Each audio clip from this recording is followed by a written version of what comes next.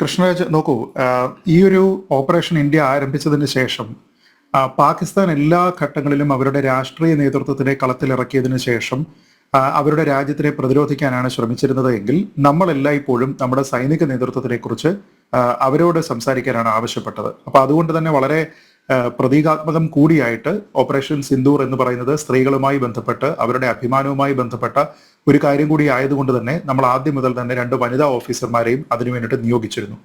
ഇപ്പൊ ഇത് പൂർണ്ണമായിട്ടും ഒരു ഡിസൈസീവ് വിജയം നമ്മുടെ ഭാഗത്ത് എൻഷുർ ചെയ്തതിന് ശേഷം മാത്രമാണ് നമ്മുടെ രാഷ്ട്രീയ നേതൃത്വം ഈ വിഷയവുമായി ബന്ധപ്പെട്ട ഒരു പ്രതികരണം നടത്തുന്നത്. പക്ഷെ നമ്മളൊന്ന് ആലോചിച്ച് നോക്കുക, പരാജയപ്പെട്ടു നിന്നതിന് ശേഷവും ഇന്നലെ പാകിസ്ഥാന്റെ പ്രധാനമന്ത്രി തന്നെ ഒരു വിജയം ക്ലെയിം ചെയ്യുകയും അവിടെ നാട്ടിൽ വിക്ടറി പരേഡൊക്കെ നടത്തുകയും ഒക്കെ ചെയ്യുന്ന രീതിയിലത്തേക്ക് പോകുന്നുണ്ട്. പക്ഷെ നമ്മൾ എല്ലായ്പ്പോഴും വളരെ മെഷേർഡ് ആയിട്ട് നമുക്ക് ഏത് സമയത്ത് പ്രതികരിക്കണം, രാഷ്ട്രീയ നേതൃത്വം എപ്പോഴാണ് പ്രതികരിക്കേണ്ടത് എന്നതിന്റെ എല്ലാം വളരെ കൃത്യമായിട്ടുള്ള ഒരു ചിത്രം കൂടി എത്രത്തോളം ലെവൽ ഹെഡഡ് ആയിട്ടാണ് നമ്മുടെ രാജ്യം ഇങ്ങനെ ഒരു വിഷയത്തിനെ സമീപിക്കുന്നത് എന്നുകൂടി ഇപ്പോൾ കാണിച്ചു തരുന്നുണ്ട്.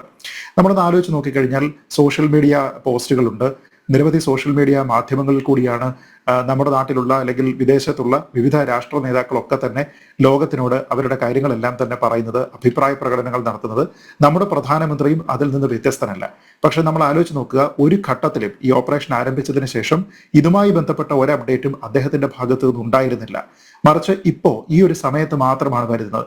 അദ്ദേഹം ഏതെങ്കിലും ഒരു പോസ്റ്റ് റീഷെയർ ചെയ്യുക, റീട്വീറ്റ് ചെയ്യുക തുടങ്ങിയ കാര്യങ്ങൾ ചെയ്തിട്ടുണ്ട് എങ്കിൽ പോലും അത് ഔദ്യോഗികമായിട്ട് ഗവൺമെന്റിന്റെ മറ്റു തരങ്ങളിൽ വന്നിരിക്കുന്ന കാര്യങ്ങളെ ഷെയർ ചെയ്തു എന്നത് മാത്രമേ ഉള്ളൂ. അതുകൊണ്ട് തന്നെ ഇന്ന് ലോകം മൊത്തം, അല്പം മുമ്പ് സൂചിപ്പിച്ചതുപോലെ പാകിസ്ഥാൻ മാത്രമല്ല ലോകം മൊത്തം അദ്ദേഹത്തിന് എന്താണ് പറയാനുള്ളത് എന്നതുമായി ബന്ധപ്പെട്ട് ഒരു ക്യൂരിയോസിറ്റി അദ്ദേഹം ബാക്കി വെച്ചു.